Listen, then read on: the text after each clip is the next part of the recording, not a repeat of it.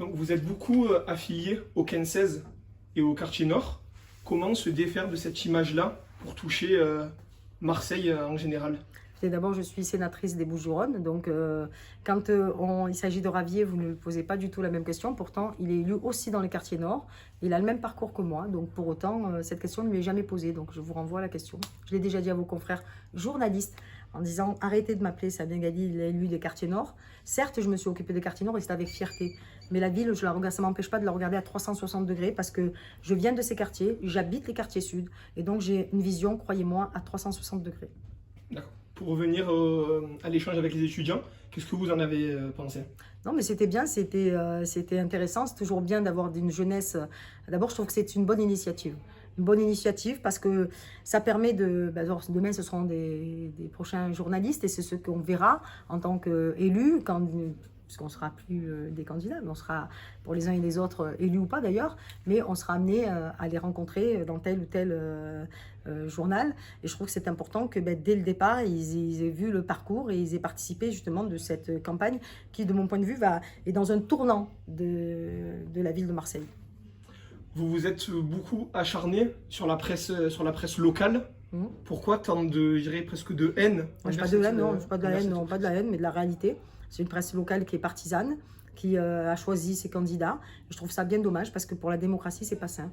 Et je trouve que et je ne pouvais pas ne pas le dire ici à l'école de journalisme parce que demain, peut-être certains seront amenés à aller travailler dans cette presse. Et moi, je peux vous dire que je discute avec des journalistes qui travaillent dans cette presse, ils en sont malheureux. C'est pour ça que je me suis permise de le dire. D'accord. Et enfin, une dernière question. C'est-à-dire quand un journaliste fait son propre article et que derrière, vous avez son patron qui est juste dans son bureau, qui n'était pas sur le terrain, modifie l'article parce que ça ne l'arrange pas, parce que ça va contre les intérêts de son poulain ou sa pouline, eh ben oui, à ce moment-là, je trouve ça pas normal, quoi. Voilà. D'accord. Et enfin, dernière question, qu'est-ce que vous diriez à nous, étudiants, nos potentiels électeurs, pour voter pour vous? Écoutez, ce que je peux vous dire, c'est d'abord, bien sûr, d'avoir un regard aussi à 360 degrés. Ne soyez pas, vous êtes jeune, ne vous laissez pas endoctriner par des fausses bonnes idées, dans des beaux slogans, voilà, c'est pas ça. Regardez la réalité. Vous êtes jeune, vous connaissez votre ville parce que vous la pratiquez. Que vous soyez du sud ou du nord ou à l'est, vous êtes ici et je suppose que j'ai vu un peu de tout Marseille. Et c'est ça le vrai Marseille, c'est tout ce que vous êtes aujourd'hui. C'est de faire en sorte justement de se dire, même si je suis bien né, même si j'ai pas de soucis, mais il faut penser toujours à celui qui va pas bien. Parce que c'est à celui-là parce que si lui ne va pas bien, vous ne pourrez pas aller bien.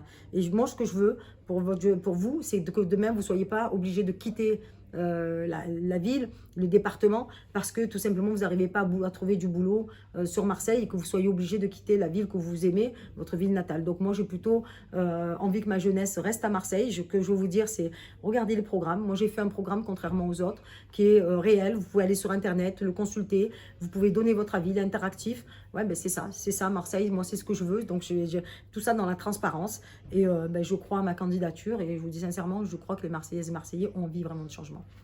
Merci beaucoup.